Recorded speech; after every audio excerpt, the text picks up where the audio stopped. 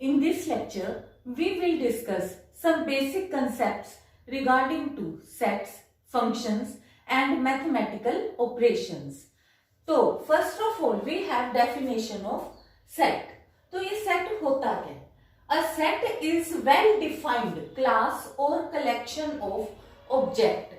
तो जो ये सेट है, तो सबसे पहले हम सेट के अंदर क्या लेंगे, क्योंकि हम मैथ्स से रिलेटेड काम कर रहे हैं तो इसलिए हमने एग्जाम्पल भी मैथ्स से रिलेटेड ही यूज करनी प्रेफर करी है।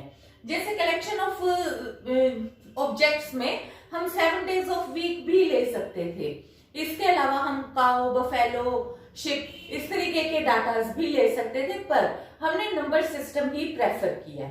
तो सबसे पहले मैंने जब कलेक्शन करी तो देखो, पहले मैंने क्या कलेक्ट करा, 1357 मीन्स मैंने ओड नंबर्स कलेक्ट कर लिए और जिसको मैंने इस तरीके से करली ब्रैकेट में रिप्रेजेंट किया है।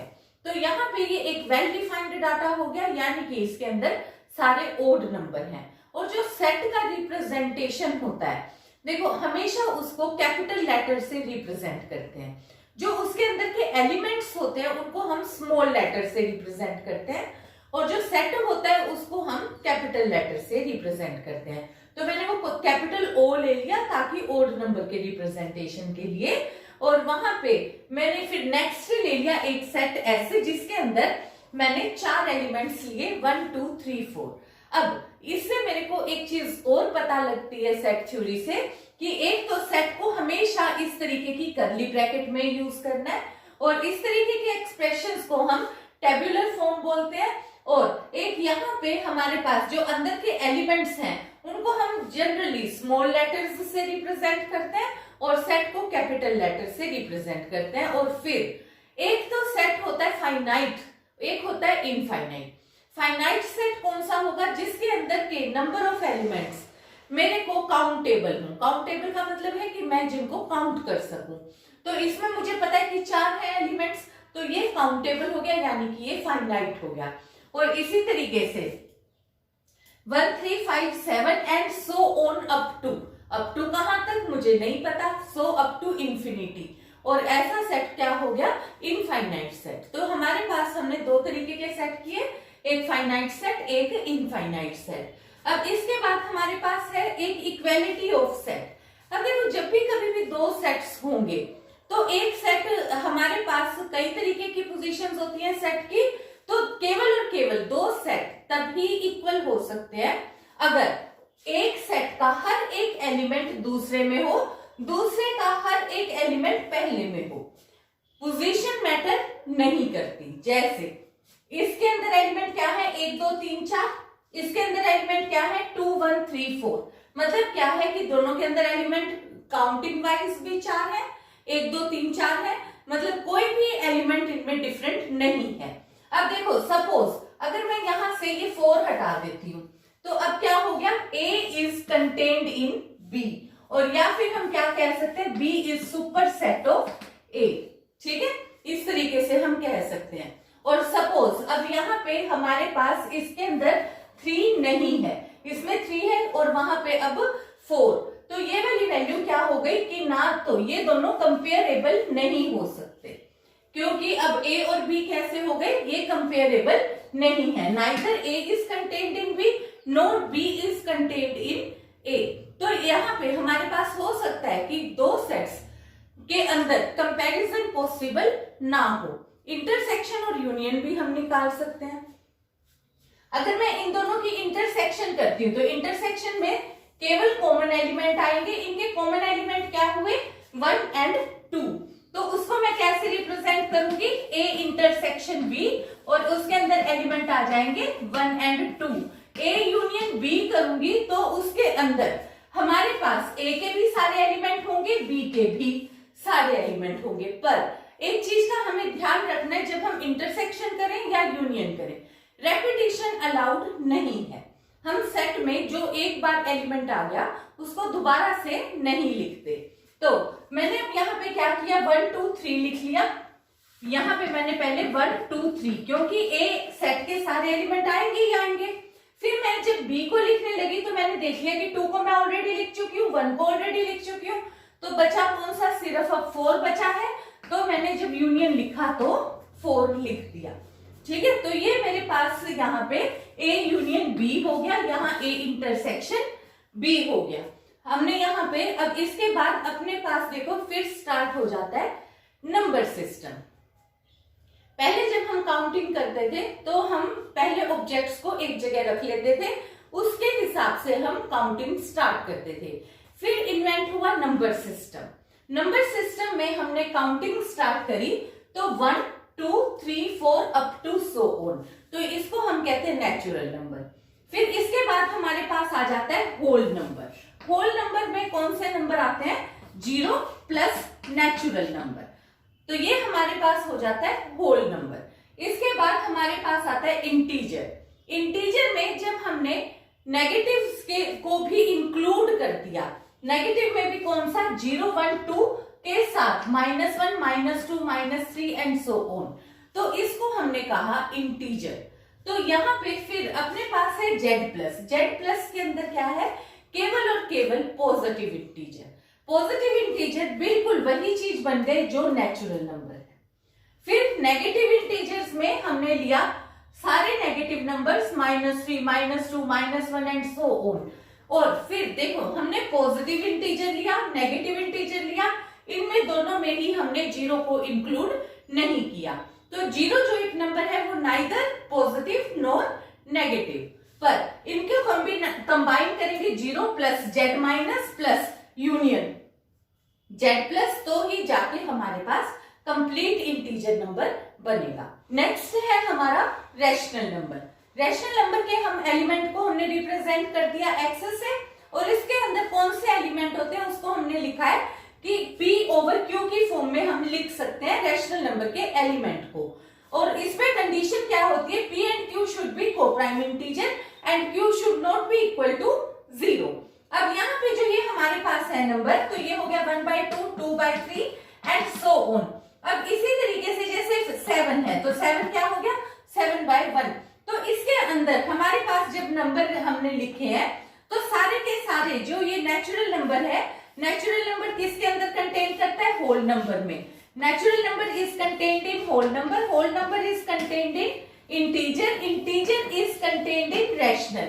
मतलब हर एक इंटीजर जो नंबर है वो रैशनल नंबर तो है ही, इसके अलावा इसमें इस तरीके के फ्रैक्शनल नंबर भी आ गए। अब एक चीज और हम ध्यान रखेंगे, जैसे 5/10 है तो 5/10 हम नहीं लेंगे, उसकी जगह पे हम क्या यूज करते हैं, 1/2।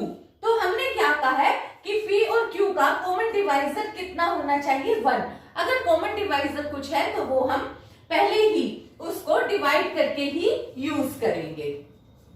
और डिनोमिनेटर में मैथ्स का एक रूल है कि ओवर में हम कभी भी 0 नंबर नहीं लेते।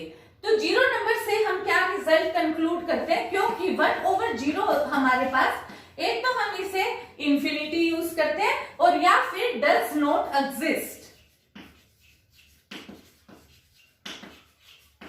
दोनों का रीजन क्या है। अब जो फर्स्ट है 1/0 इज इक्वल टू इंफिनिटी, इसका मतलब है कि चीज एक है और डिवाइड किसी में भी नहीं करनी। जब डिवाइड ही हमने किसी में नहीं करनी, तो अगर सपोज मेरे पास एक एप्पल है तो वही एप्पल मेरे पास अब सरप्लस हो गया।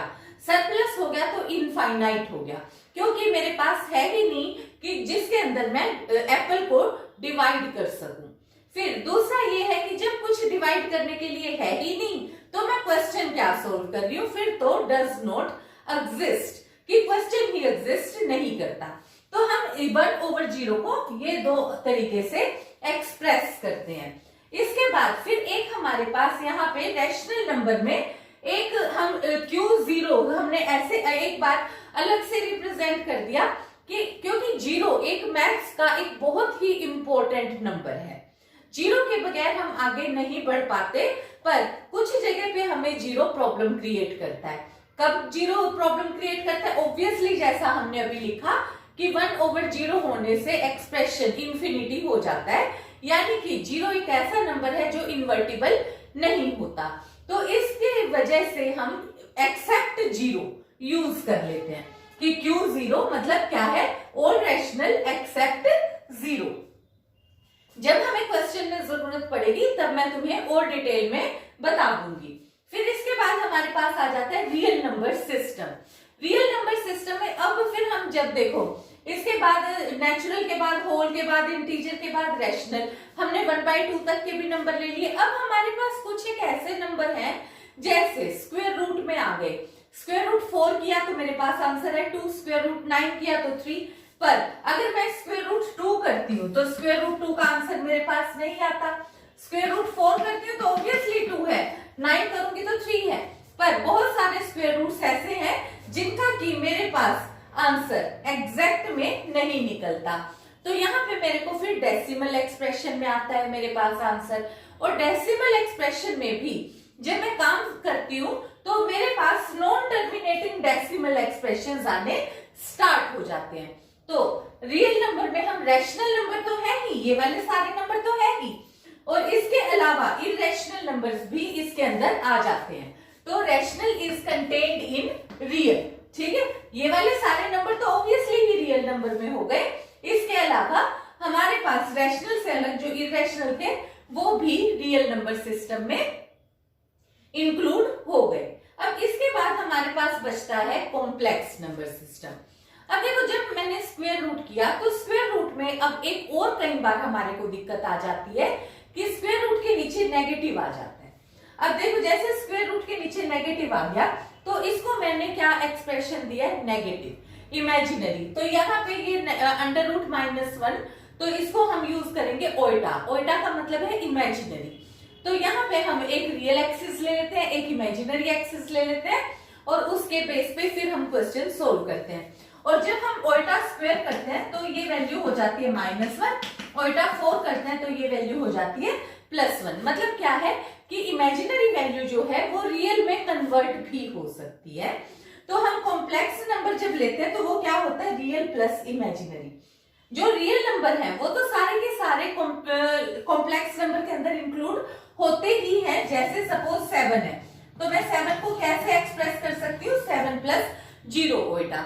तो जो भी मेरे पास रियल नंबर है उसको भी मैं कॉम्प्लेक्स के एक्सप्रेशन में लिख सकती हूँ। जनरली इसको लिखने का एक्सप्रेशन होता है a + ओल्टा b, यानी 2 + 3 ओल्टा फॉर एग्जाम्पल, ठीक है। और ओल्टा की वैल्यू क्या है, स्क्वायर रूट -1। तो ये हमारे पास कॉम्प्लेक्स नंबर सिस्टम है। और रियल किसके अंदर कंटेन करता होता है, कॉम्प्लेक्स नंबर। कोई भी जो नंबर है तो वो हमारे पास रियल के बाद जो भी रियल कॉम्प्लेक्स के अंदर सारे का सारा रियल नंबर सिस्टम भी इसके अंदर कंटेन होता है, प्लस इमेजिनरी नंबर्स भी इंक्लूड हो जाते हैं। तो इस तरीके से जो हमारे पास कंप्लीट नंबर सिस्टम है वो यही सारा है कि नेचुरल पूरी तरीके से कंटेन करता है होल में, होल पूरी तरीके से कंटेन कर जाता है इंटीजर में, integer is contained in rational, rational is contained in real and real is contained in complex number. Here is definition of null set. Null set वो होता है जिसके अंदर कोई भी एलिमेंट नहीं होता। जैसे अब हमने कहा है कि सेट को हम कर्ली ब्रैकेट से रिप्रेजेंट करेंगे। अब देखो ये वाली जो ब्रैकेट मैंने डाली है इसके अंदर कोई भी एलिमेंट नहीं है। या तो मैं नल सेट को इस तरीके से रिप्रेजेंट करूंगी या फाई से, या उसको मैं लिखूंगी एम्प्टी सेट या वॉइड सेट। और इसके अलावा फिर हमारे पास होता है सिंगलटन सेट। अगर किसी भी सेट के अंदर एक सिंगल एलिमेंट भी है तो वो प्रॉपर सेट कहलाएगा, और अदरवाइज अगर नल सेट है तो वो इम्प्रॉपर सेट हो गया। तो यहाँ पे अपने पास सिंगलटन सेट में क्या होगा कि उसके अंदर केवल और केवल एक ही एलिमेंट होगा। वो एलिमेंट ए हो सकता है, मतलब कि कोई भी एक एलिमेंट 1 2 3 कुछ भी, और या फिर 0 भी हो सकता है क्योंकि 0 भी एक नंबर है। और इवन के वो एलिमेंट जो उसके अंदर है वो 5 भी हो सकता है। कैसे, फॉर एग्जाम्पल जैसे मान लो मैं कह देती हूँ कि कोई रूम खाली है, ठीक है, मान लो मैंने रूम्स की कलेक्शन ली और खाली रूम है, तो ये हमारे पास यहाँ पे 5। तो जब मैंने इस ब्रैकेट के अंदर कोई भी वैल्यू डाल दी तो ये एक, और इसके अंदर चाहे मैंने ये 5 सेट ही डाला है, 5 एलिमेंट ही डाला है, तो भी ये एक सिंगलटन सेट होगा।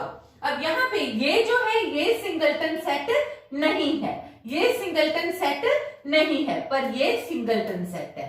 अब इसी तरीके से एक ये भी ध्यान रखना है कि जो ए एलिमेंट है that is not equal to set, ठीक है। तो जो ये ए है ये क्या है, एलिमेंट है, और ये क्या है, ये एक सेट है। तो इन दोनों को इक्वेट नहीं कर सकते। तो यहाँ पे फिर अपने पास अब एक चीज और होती है मैथ्स में। एक तो हमने नंबर सिस्टम किया, इसके अलावा मैथ्स में लॉजिक बहुत जरूरी होता है।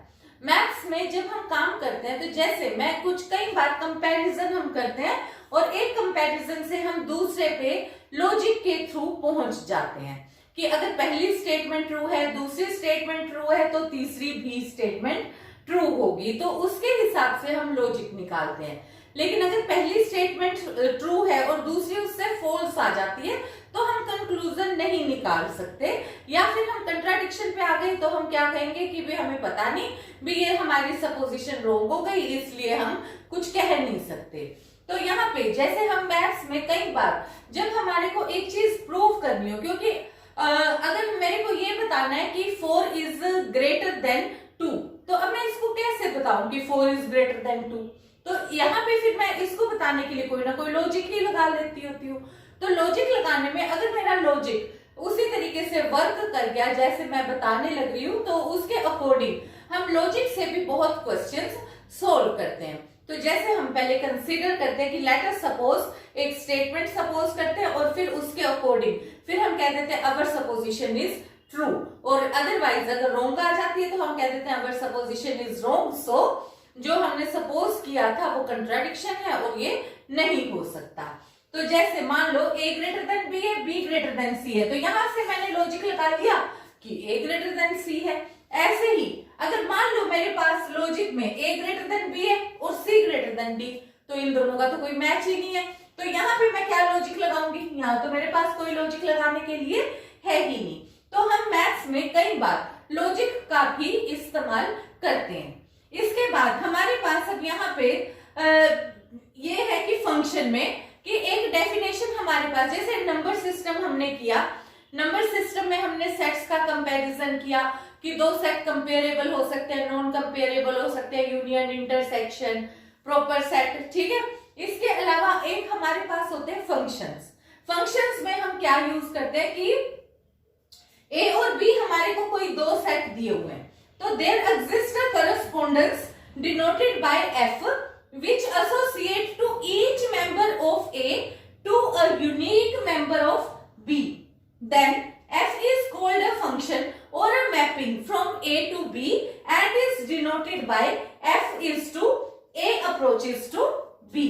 तो यहाँ पे हमारे पास क्या है कि ये जो वैल्यू है, यहाँ पे जब हम फंक्शंस करते हैं तो जो ये हम हर एक किसी भी फंक्शन में A वैल्यू पुट करेंगे और आंसर जो आएगा वो हमारा B में होगा। फॉर एग्जाम्पल जैसे मेरे पास यहाँ पे x² -9 है, ठीक है।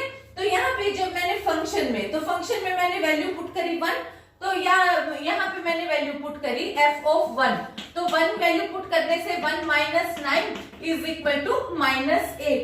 तो जो डोमेन है वो मेरी क्या है, रिजल्ट आया 1 और रेंज मेरा क्या है -8।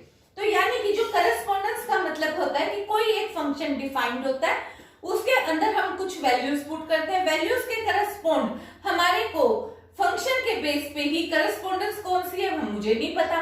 कभी मेरे पास 1/x² माइनस हो सकता है, ठीक है, कभी मेरे पास इस तरीके का हो सकता है, कभी इस तरीके का करस्पॉन्डेंस हो सकता है, मुझे नहीं पता कौन सा है। तो क्वेश्चन मैं स्टेटमेंट के अकॉर्डिंग करूंगी, पर उसमें मेरे पास जो भी वैल्यू मैं फंक्शन में पुट कर सकूंगी तो वो मेरे पास होगा उसका डोमेन, और जो उसके करस्पॉन्ड मुझे आंसर मिलेंगे वो मेरा होगा कोडोमेन या रेंज। डोमेन और रेंज हम वैसे लोअर क्लासेस में कर चुके हैं, और तुम्हारे को ये पता है कि हम मैथ्स में मेनली दो चीजें ही अवॉइड करते हैं। क्या? फर्स्ट तो है ओवर में 0 ना हो, और सेकंड नंबर देखो, क्योंकि कॉम्प्लेक्स एनालिसिस हमारी पूरी एक मैथ्स की ब्रांच है, तो इसलिए हमारे को ये डिपेंड करेगा कि हमने स्क्वायर रूट के नीचे नेगेटिव लेना है या नहीं। मतलब मेरा अगर फील्ड कॉम्प्लेक्स है तब मैं अंडर रूट के नीचे नेगेटिव आ जाता है तो मुझे कोई उसमें प्रॉब्लम नहीं होगी। पर अगर मुझे कहा है कि मेरे को जो मेरा फील्ड है वो रियल नंबर है, तो रियल नंबर है तो स्क्वायर रूट के नीचे मैं नेगेटिव नहीं यूज करूंगी। तो यानी कि डोमेन भी मेरे पास पता लगाना है मुझे कि क्या क्या आंसर मेरे हो सकते हैं, ठीक है। और डोमेन में तो वैल्यू वी कैन सब्स्टिट्यूट, और रेंज में the answer we get by substituting the value. Binary operation, binary operation is represented by this symbol और this symbol. A binary operation on a non-empty set A is a mapping which associate with each ordered pair AB of elements of A. A uniquely defined element C belongs to A. Thus, this composition is a mapping of product set A cross A to A. Symbolically, mapping this, mapping चाहे ऐसे represent करो चाहे ऐसे represent करो, इसको हम लिखेंगे A cross A approaches to A। This is called the binary operation on the set A। अब इसका मतलब क्या है, क्योंकि हमारे पास एक सेट है A और उसके अंदर के ही एलिमेंट्स को हम टैकल कर रहे हैं, तो बाइनरी ऑपरेशन में हमारे को ऑपरेशन कुछ भी रिप्रेजेंट करके दिया होगा, वो हम आगे क्वेश्चंस में भी करेंगे। पर फिलहाल हम करने लग रहे हैं कि एक फॉर एग्जाम्पल हमने लिया कि एक सेट लिया जिसके अंदर हमने इवन नंबर्स ले लिए। तो अब मेरे पास क्या हुआ, ए भी इवन नंबर है और बी भी इवन नंबर है। तो अगर मेरे पास मतलब यहाँ पे ए भी किसका एलिमेंट है, इसी सेट का, बी कौन सा है, इसी सेट का। आंसर आया इन दोनों की कंपोजिशन से एक नया एलिमेंट, उस नए एलिमेंट का नाम क्या है, सी। वो सी एलिमेंट भी किसमें है, इसी सेट ए में होना चाहिए। तो यानी कि जब मैं इन दोनों की कंपोजिशन करूं, यानी कि इन दोनों को सपोज मैं ऐड करती हूं, तो क्या आया, ऑब्वियसली इवन आया। अगर मल्टीप्लाई करूंगी तब भी क्या आएगा, इवन आएगा। तो कंपोजिशन फिलहाल मुझे नहीं पता कौन सी डिफाइंड है, वो हम क्वेश्चन टू क्वेश्चन करते चलेंगे। तो यहाँ पे फिलहाल हमने एक एग्जाम्पल के लिए लिया, तो सी में अगर वही कंपोजिशन इवन आ जाती है तो मैं कहूंगी कि कंपोजिशन डिफाइंड है, और ये हमारे पास जो सेट ए है वो क्लोज्ड है विद बाइनरी कंपोजिशन। और अगर ऐसा नहीं आ पाता, सपोज सी इस तरीके का एलिमेंट नहीं दे पाता कि अगर मैंने ये भी इवन लिया ये भी इवन लिया और कंपोजिशन से मुझे रिजल्ट मिल जाता है ओड, तो मैं क्या कह दूंगी, तो मैं कह दूंगी कि it is set is not closed with binary composition. अब इसके बाद फिर हमारे पास है कंपोजिशन, कि अब ये कंपोजिशंस हैं क्या, जो मैथमेटिक्स में हम मेनली किस चीज से डील करते हैं, हम नंबर सिस्टम से डील करते हैं। और नंबर सिस्टम की वजह से ही मैंने मैथमेटिकल ऑपरेशन हम 4 यूज करते हैं, plus, minus, multiplication and division. तो मेनली मैं जो 2 कंपोजिशन यूज करूंगी वो प्लस और मल्टीप्लिकेशन यूज करूंगी। अब यहाँ पे जो मेरे पास है only 2 types of composition use करेंगे। एक तो हो गया एडिशन, एडिशन में क्या है कि जो ए बी और बी बी किसके नंबर है, वो सेट ए के सपोज, तो मैं उन दोनों को ऐड करूंगी, उन दोनों को मल्टीप्लाई करूंगी। अब यहाँ पे मेरे पास डिवीजन और सब्ट्रैक्शन को मैंने क्यों यूज नहीं किया, देखो जो ये सब्ट्रैक्शन एंड डिवीजन को मैं इनके इनवर्स ऑपरेटर की तरीके से यूज कर सकती हूँ। इनवर्स ऑपरेटर में मेरे पास क्या चीज हो गई, जैसे a माइनस बी है तो इसको मैं लिख सकती हूँ a प्लस माइनस बी, यानी कि ये सब्ट्रैक्शन क्या है, एडिशन का मेरे पास इनवर्स ऑपरेटर है। इसको भी हम आगे क्वेश्चंस में डील करेंगे। इसी तरीके से मल्टीप्लिकेशन में डिवीजन जो है, डिवीजन जो मल्टीप्लिकेशन का इनवर्स ऑपरेटर है, उसको मैंने लिखा a ओवर b, और इसको मैं क्या लिख लूंगी, a इंटू 1 ओवर b, और यहाँ पे रिजल्ट क्या हो जाएगा, a into b inverse. Condition क्या होती है कि b should not be equal to 0।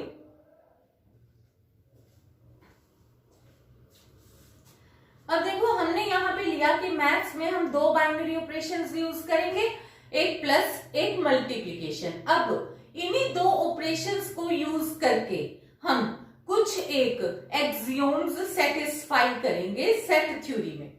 अगर वो सेट इन रिजल्ट्स को, इन एक्सियोम्स को सेटिस्फाई करेगा, उसके बेस पे हम उस सेट को कैटेगराइज करेंगे कि वो कब ग्रुप, सब ग्रुप, मोनोइड या हमारे पास फील्ड या रिंग बनता है। तो सबसे पहले हमारे पास अब यहाँ पे है फर्स्ट प्रॉपर्टी है क्लोजर प्रॉपर्टी, और हम यहाँ पे जो बाइनरी ऑपरेशन है पहले हम ले लेते हैं फर्स्ट नंबर पे एडिशन। तो बाइनरी ऑपरेशन हमने एडिशन लिया। देखो क्लोजर प्रॉपर्टी में हमें क्या चीज प्रूव करनी है कि अगर ए और बी कोई दो नंबर है, हमने यहाँ जी लिखा है, तुम सेट एस भी लिख सकते हो, तो मैंने ग्रुप की वजह से जी लिख दिया। तो यहाँ पे मैंने लिखा कि ए और बी किसी कोई दो एलिमेंट है किसी एक सेट के जी के, तो अगर उनकी कंपोजिशन लेती हूं तो वो भी उसी सेट के अंदर होनी चाहिए, तो ये उसकी क्लोजर प्रॉपर्टी कहलाती है। तो अंडर एडिशन का मतलब क्या हुआ कि अगर a प्लस बी भी उसी ग्रुप के अंदर हो, जबकि a और b बिलोंग करते हो ग्रुप के अंदर। सपोज मैंने कहा कि 1 और 2 बिलोंग करते हैं नेचुरल नंबर में, तो 1 प्लस 2 भी किस में बिलोंग करेंगे, नेचुरल नंबर में। इसके बाद में आ जाती हूँ एसोसिएटिव पे। एसोसिएटिव में मेरे को क्या प्रूव करना है कि 1 plus 2 plus 3 is equal to 1 plus 2 plus 3। बस सिर्फ जस्ट मैंने एसोसिएटिव प्रॉपर्टी में क्या चीज ली है कि जब ये तीन एलिमेंट्स है ए बी और सी, तीनों एलिमेंट्स बिलोंग करते हैं किसी सेट एस के अंदर या जी के अंदर, तो जब मैं पहले इन दो एलिमेंट्स को ऐड कर लूं और उसके बाद तीसरा एलिमेंट ऐड करूं, या पहले इन दो को ऐड करके फिर उसमें ये एलिमेंट ऐड कर लूं, रिजल्ट सेम ही रहता है। 99% एसोसिएटिव लॉ हर एक नंबर सिस्टम के लिए सेटिस्फाई होता है। तो हर एक सिस्टम अंडर एडिशन एसोसिएटिव होता ही है, तो चाहे फिर वो नेचुरल नंबर हो, होल नंबर, इंटीजर, ये सब। अगर हमारे पास कोई भी सिस्टम केवल क्लोजर प्रॉपर्टी को सेटिस्फाई कर जाता है तो वो हमारे पास ग्रुपोइड बना लेता है, और अगर वो क्लोजर के साथ एसोसिएटिव भी प्रॉपर्टी को भी सेटिस्फाई कर जाता है तो वो सेमी ग्रुप बन जाता है। अब इसके बाद हमारे पास अब आ जाती है थर्ड प्रॉपर्टी। थर्ड प्रॉपर्टी में क्या है, existence of identity. Existence of identity हमारे पास क्या है कि ए के अंदर मैं ऐसी क्या चीज ऐड करूं, क्योंकि मेरे पास क्या है, मैंने ऑपरेशन कौन सा यूज किया हुआ है, एडिशन का, तो यहाँ पे कंपोजिशन मैंने कौन सी यूज कर ली, प्लस। तो ये मैं क्या चीज ऐड करूं कि रिजल्ट इज इक्वल टू 2 ही रहे, वो लेफ्ट हो राइट हो, ठीक है। तो ऑब्वियसली मुझे पता है कि एडिशन में केवल और केवल ऐसा नंबर 0 ही हो सकता है। तो अब यहाँ पे ये चीज चेक करो कि जो 0 है वो नेचुरल नंबर में नहीं है। इस वजह से मेरे पास ये जो है ग्रुप, जो ये वाली दो वैल्यूज नेचुरल नंबर क्या क्या बना सकता है, ग्रुपोइड बना सकता है, सेमी ग्रुप बना सकता है, पर मोनोइड नहीं बना सकता। अब होल नंबर है जो, और ये सारे सिस्टम ये सब मोनोइड बना लेंगे। अब इसके बाद मेरे पास आ जाता है फिर ग्रुप। ग्रुप के लिए मुझे क्या चीज चाहिए कि एग्जिस्टेंस ऑफ आइडेंटिटी के बाद नेक्स्ट है मेरे पास एग्जिस्टेंस ऑफ इनवर्स। इनवर्स में क्या है कि ए के अंदर मैं ऐसी क्या चीज ऐड करूं कि result equal to additive identity आ जाए। तो यहाँ पे मेरे पास क्या चीज आई कि यहाँ मेरे पास ए के अंदर मैं ऐसी क्या चीज ऐड करूं कि रिजल्ट 0 आए। ऑब्वियसली ये रिजल्ट तो -a होगा, यानी कि 2 के अंदर जब मैं -2 ऐड करूंगी तभी मेरे पास रिजल्ट इज इक्वल टू 0 आएगा, ठीक है। इस वजह से अब मुझे यहाँ पे पता चल गया कि होल नंबर भी ग्रुप नहीं हो सकता, यानी कि अंडर एडिशन मेरे पास ग्रुप किस किस ने बना लिया, यहाँ पे इंटीजर और बाकी ये सारे नंबर सिस्टम ग्रुप को बना लेंगे। इसके बाद अब हमारे पास फिफ्थ प्रॉपर्टी आ जाती है कॉम्यूटेटिव। कॉम्यूटेटिव प्रॉपर्टी में क्या होता है कि अगर मैं क्या चीज ऐड करूं कि रिजल्ट एज इट इज रहे, a plus b should be equal to b plus a। अब देखो मैं चाहे 1 प्लस 2 करूं या 2 प्लस 1, रिजल्ट तो सेम ही रहेगा। तो ये वाली फिफ्थ प्रॉपर्टी, ये जो ऊपर हमने नंबर सिस्टम लिखे हैं, ये सब ये पांचवी प्रॉपर्टी को भी सेटिस्फाई करते हैं। और ग्रुप में अगर ये पांचवी प्रॉपर्टी सेटिस्फाई हो जाती है तो उसको हम अबिलियन ग्रुप कहते हैं और इनको कहते हैं ग्रुप अंडर एडिशन। अब यही सारी प्रॉपर्टीज हम करेंगे अंडर मल्टीप्लिकेशन। देखो मल्टीप्लिकेशन में फर्स्ट प्रॉपर्टी है क्लोजर। क्लोजर में हम ये रिजल्ट कैसे करेंगे कि A composition B belongs to G where A B belongs to G. तो इसमें मेरे पास क्या है कि ए कंपोजिशन बी यानी कि ए मल्टीप्लिकेशन बी भी जी के अंदर बिलोंग करता होना चाहिए। तो अब सपोज 1 और 2 बिलोंग करते हैं नेचुरल में, तो 1 इंटू 2 भी नेचुरल नंबर में बिलोंग करते हैं। इसी तरीके से एसोसिएटिव, देखो एसोसिएटिव में चाहे एडिशन में प्रॉपर्टी हो चाहे मल्टीप्लिकेशन में हो, ये एसोसिएटिव प्रॉपर्टी हमारी हर एक नंबर सिस्टम के लिए सेटिस्फाई हो जाती है। इसके बाद और हम यही कहेंगे कि अब इनको बोलेंगे ग्रुपॉइड अंडर मल्टीप्लिकेशन अगर पहली प्रॉपर्टी सेटिस्फाई होती है, सेकंड होती है तो semi group under multiplication, third property से monoid under multiplication and so on. तो अब हम आ जाते हैं थर्ड प्रॉपर्टी पे। थर्ड में क्या है, एग्जिस्टेंस ऑफ आइडेंटिटी। अब क्योंकि कंपोजिशन क्या है मेरी, मल्टीप्लिकेशन है, तो यानी कि अब मैं दो के अंदर ऐसी क्या चीज मल्टीप्लाई करूं कि रिजल्ट इज इक्वल टू 2 ही रहे, तो ऐसा तो रिजल्ट 1 ही है। यानी कि ये तो नेचुरल नंबर में भी ये प्रॉपर्टी होल्ड हो गई, नेचुरल नंबर में भी हो गई, होल में भी हो गई और ये सारे सिस्टम्स के अंदर ये प्रॉपर्टी होल्ड कर गई। और इसके बाद फिर मेरे पास अब आ गया existence of inverse. Existence of inverse में अब मुझे क्या करना होगा कि मैं दो के अंदर ऐसी क्या चीज मल्टीप्लाई करूं कि रिजल्ट इज इक्वल टू 1 आ जाए। तो यहाँ पे मेरे पास हुआ ये रिजल्ट है 2 के अंदर। अब ऑब्वियसली अब मुझे पता है कि 2 के साथ मेरे को 1/2 मल्टीप्लाई करूंगी तभी मेरे पास यहाँ पे नंबर आएगा इज इक्वल टू 1, क्योंकि मल्टीप्लिकेटिव आइडेंटिटी मेरे पास कौन सी आ गई, 1। अब इसमें नेचुरल भी फेल हो गया, होल भी फेल हो गया और ये मेरे पास इस बार मल्टीप्लिकेशन के अंदर इंटीजर भी फेल हो गया। इंटीजर ने मल्टीप्लिकेशन के अंदर मोनोइड तो बना लिया पर वो ग्रुप बनाने में फेल हो गया। और लेकिन रैशनल, रियल और कॉम्प्लेक्स इन सब ने ग्रुप अंडर एडिशन भी बना लिया, ग्रुप अंडर मल्टीप्लिकेशन भी बना लिया और साथ ही साथ ये पांचवी प्रॉपर्टी कॉम्यूटेटिव प्रॉपर्टी ये भी ये सिस्टम सेटिस्फाई करता है अंडर मल्टीप्लिकेशन भी। तो यहाँ पे हमने 10 प्रॉपर्टीज कर दी, 5 अंडर मल्टीप्लिकेशन, 5 अंडर एडिशन। तो ये अपने पास उसके बेस पे हमने ग्रुपॉइड, सेमी ग्रुप, मोनोइड ग्रुप और अबिलियन ग्रुप बताया है। अब देखो अगर कोई भी जो सिस्टम है यही नंबर सिस्टम में एक और प्रॉपर्टी मैं साथ ही एडिशन कर देती हूं कि ये वाली 5 property under addition, 5 property under multiplication, तो ये मेरे पास टोटल प्रॉपर्टीज कितनी हो गई, 10 प्रॉपर्टी। अब यहाँ पे जब मैंने ऑपरेशन यूज किया है तो या तो मैंने सिर्फ प्लस यूज किया है या सिर्फ मल्टीप्लिकेशन यूज किया है। अब इसके बाद अगर मैं यहाँ पे एक और प्रॉपर्टी यूज कर लेती हूँ जिसके अंदर मैं 2 कंपोजिशन एक साथ यूज कर लूं, वो लास्ट प्रॉपर्टी अब मेरे पास कौन सी हो गई, डिस्ट्रीब्यूटिव। तो यहाँ पे अब ये 11वीं प्रॉपर्टी है डिस्ट्रीब्यूटिव।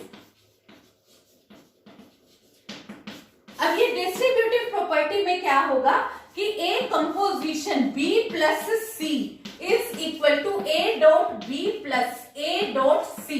अब ये वाला ए में लेफ्ट भी लिख सकती हूँ, ए यहाँ पे यहाँ राइट भी, मतलब क्या कि b plus c dot a is equal to b dot a plus c dot a. ये हमारे पास है 11th नंबर प्रॉपर्टी। तो यहाँ पे क्या हो गया, एडिशन भी होगी और मल्टीप्लिकेशन भी, दोनों बाइनरी कंपोजिशन मैंने इस एक प्रॉपर्टी में 11th नंबर प्रॉपर्टी में यूज कर लिया। अगर कोई भी सिस्टम ये 5 property under addition, 5 property under multiplication और एक ये प्रॉपर्टी डिस्ट्रीब्यूटिव सेटिस्फाई करता है तो वो सिस्टम हमारे पास फील्ड बनाता है। तो फील्ड में से हम स्केलर्स लेकर आते हैं यानी कि कांस्टेंट टर्म, और वो हमारे पास फिर फील्ड बनता है। तो फील्ड कौन कौन से होते हैं, फील्ड हमेशा अपने पास रैशनल नंबर, रियल नंबर और कॉम्प्लेक्स नंबर हमेशा अपने पास फील्ड बनाते हैं। इसके अलावा अगर हम रिंग भी डिस्कस करें तो रिंग में अगर हम पहली 5 प्रॉपर्टी अंडर एडिशन यूज कर लें और ये पहली 2 प्रॉपर्टी अंडर मल्टीप्लीकेशन, ठीक है, मल्टीप्लीकेशन की 3 प्रॉपर्टी नहीं, यहां से सिर्फ 2, पहली क्लोजर और दूसरी एसोसिएटिव, तो वो हमारे पास ये 7 प्रॉपर्टी से और एक 8वीं प्रॉपर्टी ये डिस्ट्रीब्यूटिव, ये यूज कर लें तो ये हमारे पास रिंग बन जाता है। और रिंग में अगर वो प्रॉपर्टी, अगर आइडेंटिटी एलिमेंट मल्टीप्लिकेटिव आइडेंटिटी हो जाएगा तो हम कहेंगे रिंग विद यूनिटी, और अगर कम्यूटेटिव अंडर मल्टीप्लिकेशन हो जाएगा तो हम उसे कहेंगे अबिलियन। तो रिंग में इनवर्स वाले एलिमेंट का कोई रोल नहीं है।